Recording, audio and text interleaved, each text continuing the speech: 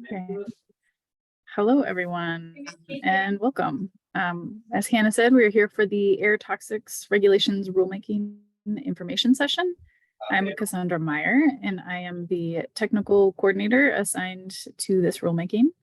As another reminder, we are recording this presentation, and while we are not in the formal request for comment period, we are still in the beginning stages of this rulemaking process, and we would love your feedback and input as we work on the air toxics regulations rules.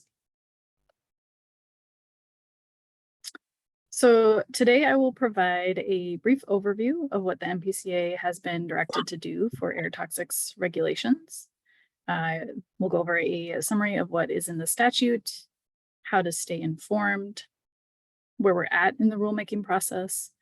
And then my colleague, Rachel Olmanson, will go over the separate but related air toxics reporting rulemaking process in case there's any feedback you all can provide for that rule as well. Then we'll go over the questions on specific items that we at MPCA would like your input around. But most importantly, we are inviting you and we want to encourage your involvement in this rulemaking process. And that's why we're having this meeting today. And then for clarity and understanding, when we're talking about air toxics, these are substances known or suspected to cause cancer or other serious health effects or adverse ecological effects.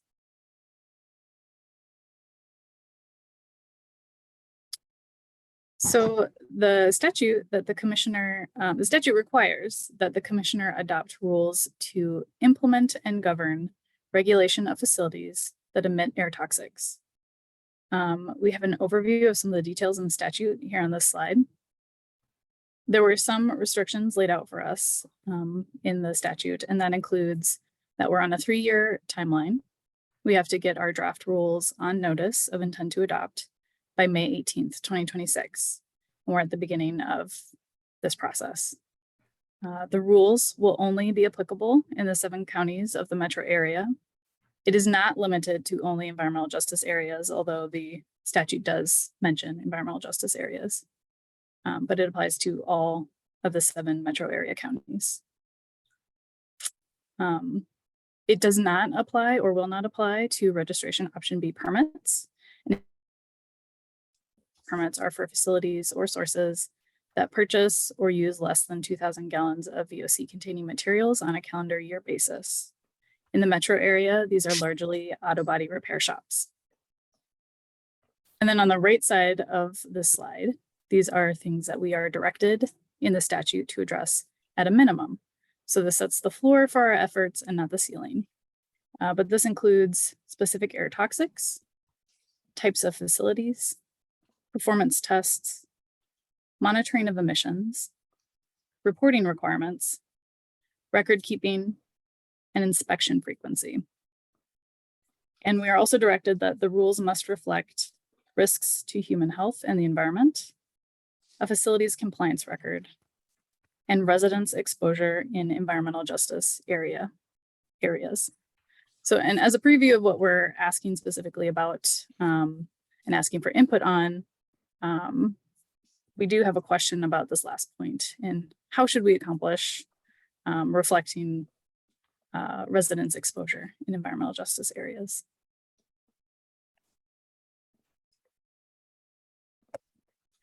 In order to stay the most up-to-date and informed, we have listed here our rule webpage for general and more information.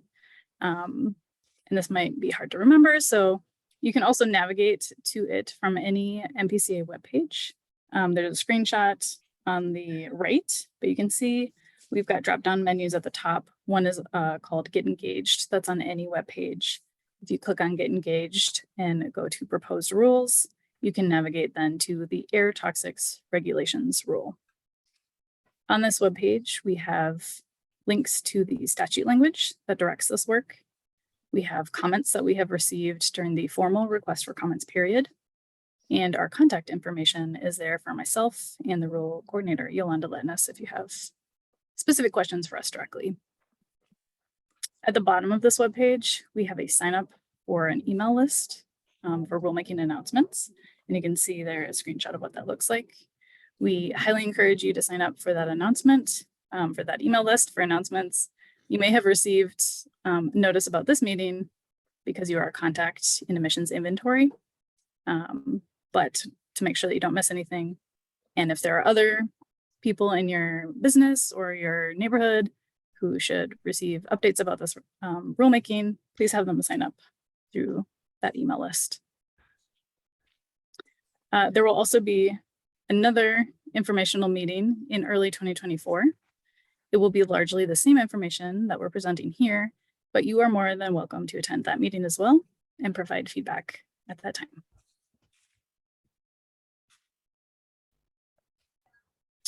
On this slide, you can see a timeline for this rulemaking. We're past the formal request for comments period, but we're still early in the development phase of the process.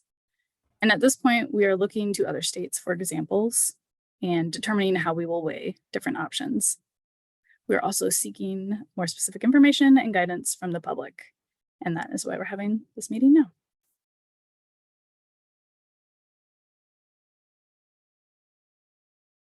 And now Rachel Olmanson will walk us through the separate but related air toxics reporting rulemaking process and what's involved in that. Thanks, Cassandra. Good afternoon, everybody. I am Rachel Olmanson, and I work in the Air Emission Inventory Program here at the Pollution Control Agency. Maybe some of you have talked to me at some point about your emission inventory reports, but I'm also working on this air toxics reporting rulemaking. As Cassandra mentioned, this rulemaking is separate than the air toxics regulatory rule, but they are related. So today I'm just going to give a brief high-level overview of some of the requirements associated with the statute, as well as some of the restrictions. And I just wanted to mention upfront that we will be having an informational session to talk more about the air toxics reporting rule in spring of 2024. So as Cassandra mentioned as well, make sure you sign up for the air toxics reporting rulemaking listserv, so we can make sure that you get notified of any future meetings and opportunities for input and comment and discussion related to this. So currently in Minnesota, air toxics emission reporting is voluntary and occurs every 3 years. This statute would require annual reporting for air toxics emissions for facilities that emit air toxics in the 7-county metro area. The statute also requires us to come up with emission measurements and estimation methods for calculating and reporting those air toxics emissions. The statute also includes a definition of air toxics. So in the statute, it says that an air toxic is a compound that's included on any of 5 different lists.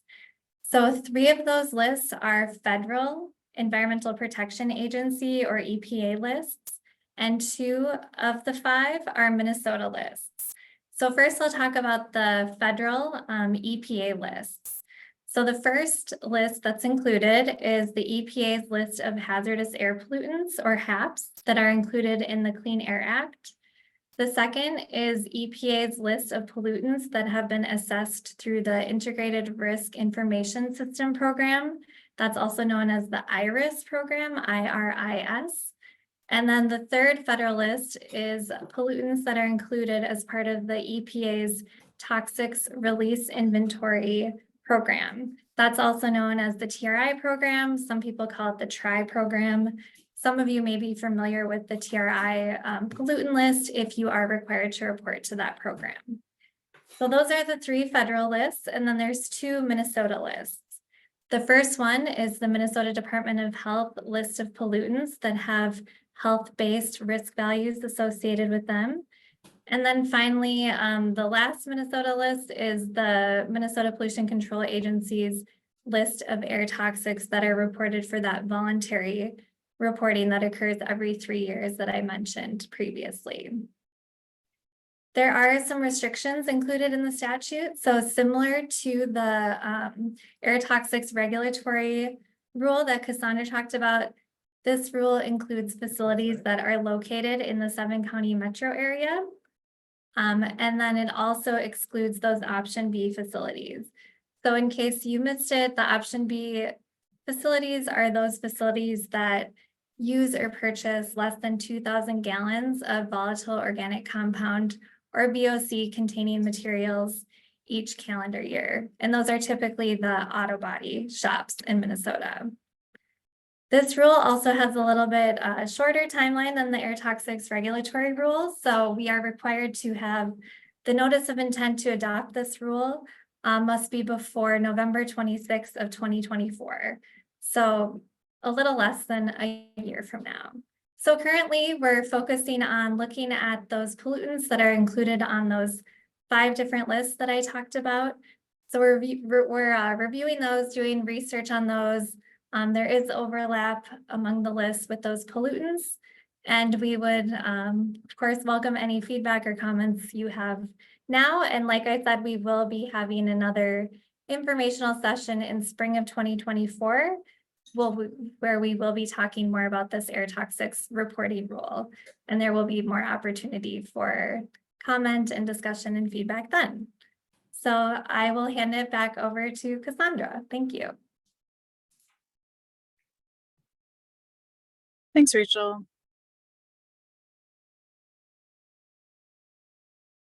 So in terms of what we would like your feedback on, we have a list of questions, but you are welcome and encouraged to provide feedback on any part of this rulemaking process.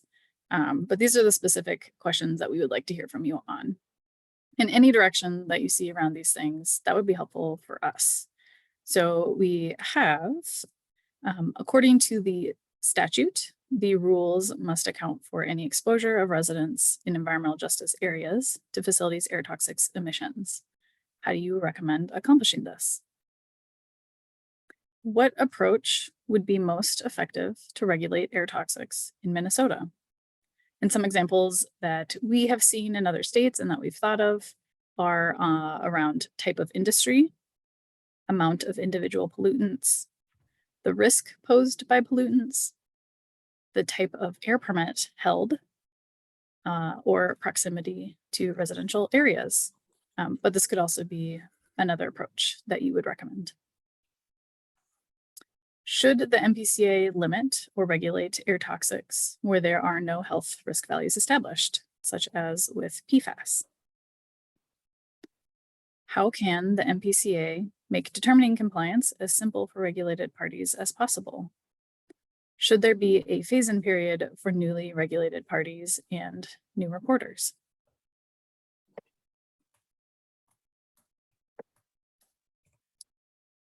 Are there sources that should be exempt from air toxics rules? And if so, what criteria should determine this?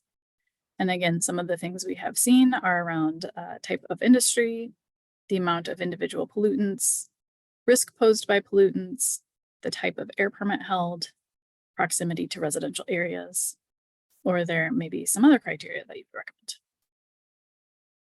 What organizations, industry groups, etc., should we notify when this rule is on notice? And please provide their contact information. And then we do have a couple questions related specifically to the reporting rulemaking as well. And those are, how can we make reporting as simple for regulated parties as possible? And should there be a phase-in period for reporting? And lastly, do you have suggestions for how we establish a process to reevaluate the list of air toxics?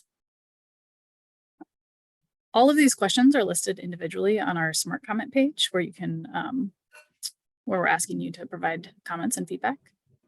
So you can reply to all of these questions or just some of them, and there will be space for providing feedback in addition to these questions. And speaking of Smart Comments, here is the link to the direct page to provide feedback. We can add this web address to the chat, or you can use the QR code here to navigate to that. This page will be open through February 7th. We encourage you to provide written feedback through that page, but we'll also be able to take your input now through the chat or verbally if you want to raise your hand using that function in Zoom. And then on the right side of the slide, you can see a screenshot of what that page will look like. You'll fill in contact information, and then at the bottom, you'll scroll through the different questions to provide responses. And there's an option to add attachments as well. And lastly, here is our contact info for the 2 air toxics rules. You have my colleague, Megan Coolstennis, who couldn't be here today, but she's the project lead for the air toxics reporting rule. And then you have myself, Cassandra Meyer, for the air toxics regulations rulemaking. So thank you all for joining us today, and I will turn it back over to Hannah to help facilitate taking any feedback or questions that may come through. Yep. Thanks, Cassandra. Yeah. We did get one question in through a direct message. I'll read that aloud now so you all can hear it. Do the new cumulative impacts rules still cover the cities of Duluth and Rochester? Yes, to my knowledge, they still do. That statute and the directive in that statute has not changed. But air toxics regulations only applies to the 7-county metro area. And I am, just so everyone knows, I am putting a link right now in the chat, right to our smart comment page, where you can send us your feedback, input there. This QR code on the screen also takes you there. But yeah, want to make sure everyone can access that. So if you do have questions or comments, feel free to use the reaction button at the bottom of your screen and raise your hand or send us a message.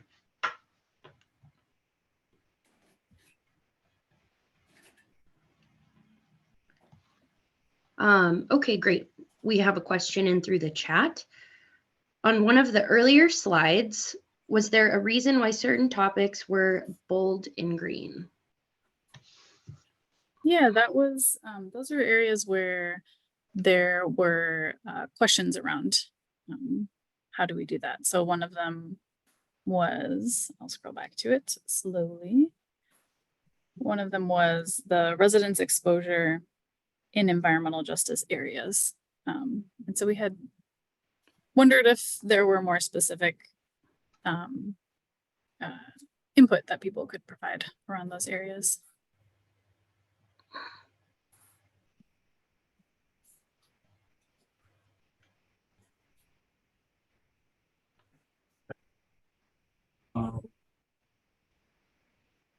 Yep, looks like we have. Oh.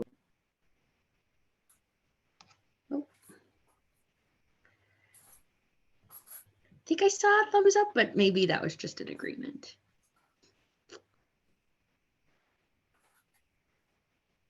Yeah, sorry, I was just saying thank you with a thumbs up. Sorry, this is Jenny. No problem. My question. Okay. Just want to make sure. Again, folks, if you want to share any feedback here, any thoughts, you can use the raise hand feature or the chat.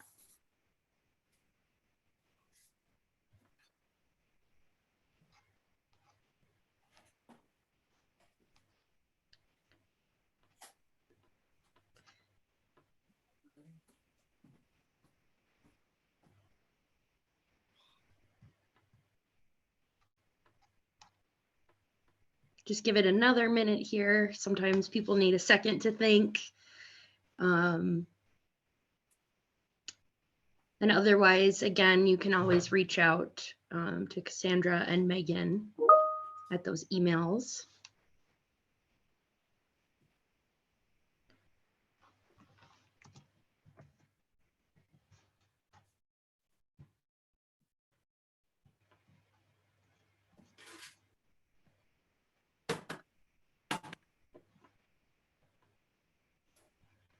Looks like we got another question in from Eric. Has MPCA formulated any drafts of possible regulatory approaches? Are these on the pages you gave us links to? No, we haven't made any decisions yet or have any drafts currently, and that's why we're seeking input early on to help guide us in this process.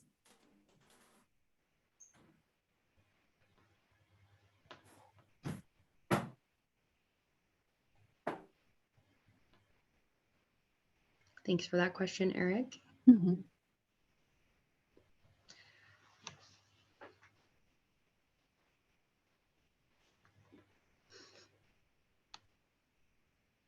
And it's a good reminder too that when you go into smart comment, you don't have to respond to all of those questions. If there's one specific item that you really want to discuss, you can just answer that. You can answer all of them. This is really an open period of information gathering for the MPCA.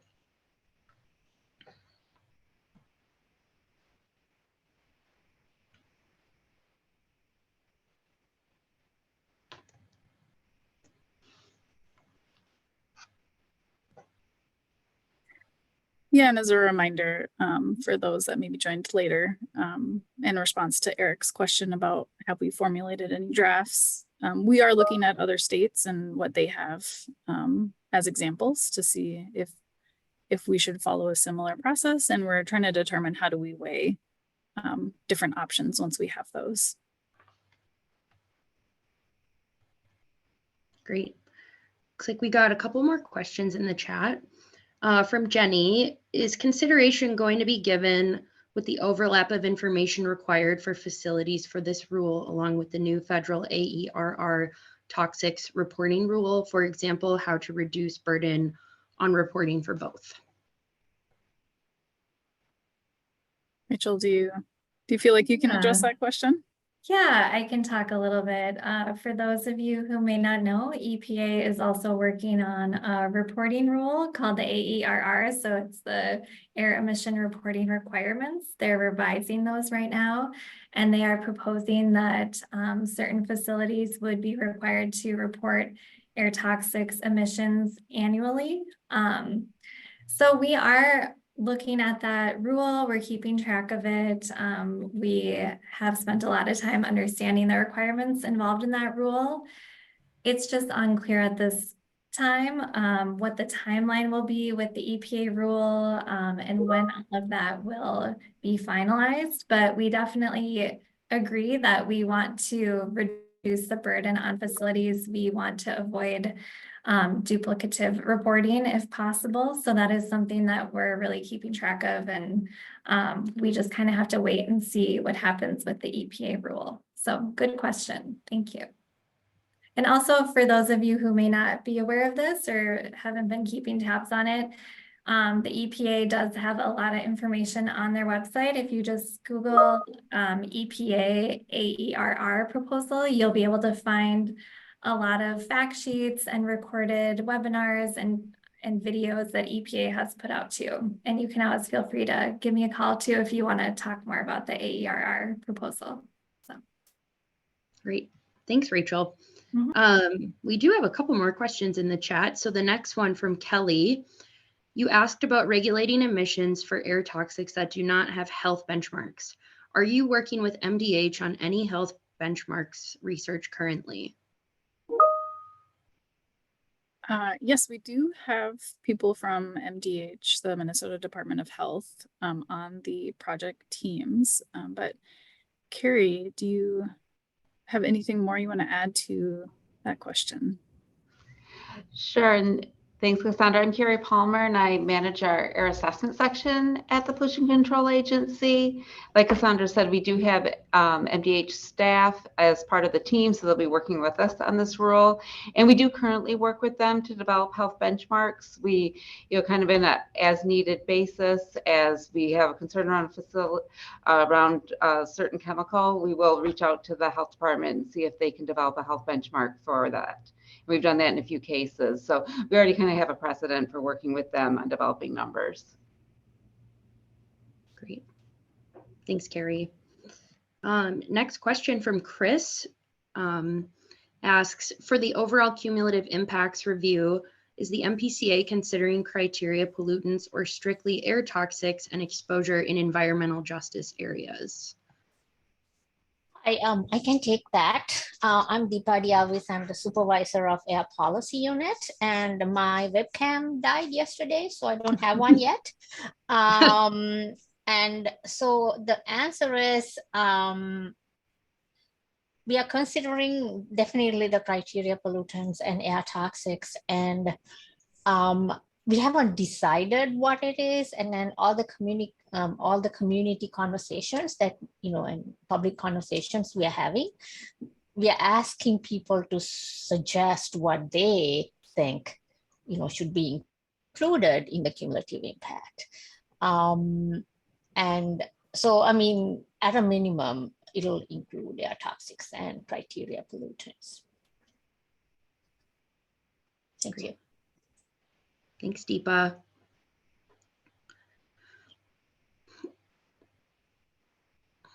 And while we're waiting, I just included in the chat another comment that we have for you all, that just we want to encourage others who have experience working in other states to share those experiences too, both good and bad, like what works well, what do you wish was different, and share that with us so that we can fully consider the experiences that people have across the country.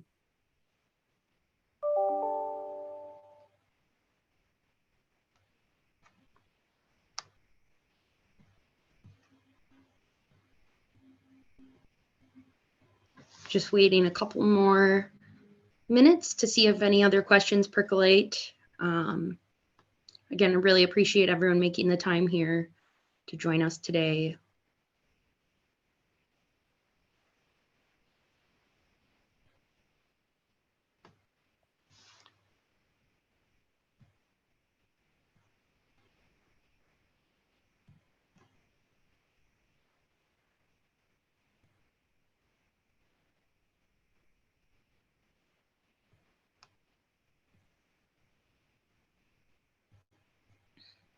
Okay. Oh, yeah. Yep. Jenny, you have your hand up. Go ahead. I'm sorry, this is hard to type and I apologize for taking up all the time. Just from experiences and just in the past when it comes to air toxics and the testing methods, and I feel like sometimes as a modeler, when there's a non-detection limit, and a lot of times we would be informed to just, even though there's nothing detected, use what the minimum detection level is and use that as the assumption. So I guess with this toxics rule, I mean, I understand the amount of protectiveness you need to have when making decisions, but is there going to be any consideration for, or I'd hope that there is some consideration with, test methods, and if nothing is detected when you're sampling, how to report that and to make sure that it's protective, but not, being overly conservative with what a facility, what a facility's assumptions or what their emissions are going to be reported as. Like, does that make sense? And I don't know if anybody can speak to that, or how conservative this approach is going to be with reporting. Yeah, that makes sense. I understand what you're saying. We haven't looked at that yet, but that is really great feedback for us to be aware of right now. Yeah, I could just say that that is something that I'll bring up with the project team. Okay, they might know the words and the lingo better than I do. But yeah, thank you. I appreciate it. Yeah, thank you. Looks like we do have another comment, a question in the chat from Paul. Paul asks, does the MPCA intend to continue using CEDR e-services for reporting the air toxics emissions, or is a new system being considered? Yeah, I can answer that. So thanks, Paul. Yeah, currently we use CEDR or CEDR for our reporting of air emissions. And we are discussing options of what to use in the future. So I think we have been working on some updates to CEDR this year. So I think that's a possibility too, of upgrading the current system we have or switching to a different system. I think all those possibilities are still under consideration. And if you do have feedback on CEDR and the e-reporting system, we always love to hear that too. And you can include ideas you have for reporting in the smart comment as well.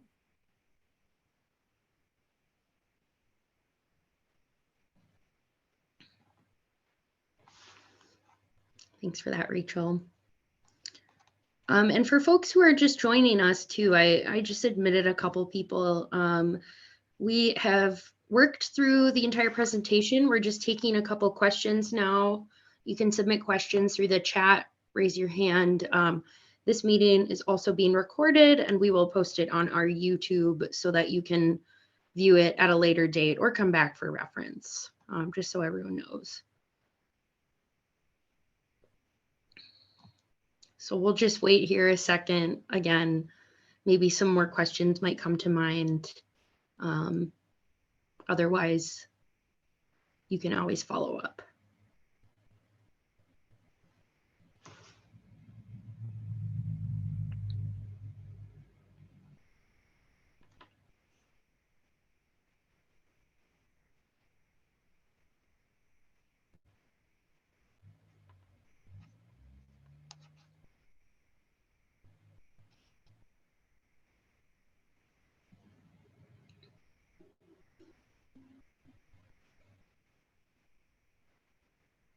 Okay. Do a last call. Any last questions? Not seeing anything in the chat. I do see a number of folks hopping off here, so might take that as a sign that we're probably good to wrap up for the day. So we will end the call here, but just want to thank everyone and thank Rachel and Cassandra for the great presentation today. Thanks, everyone.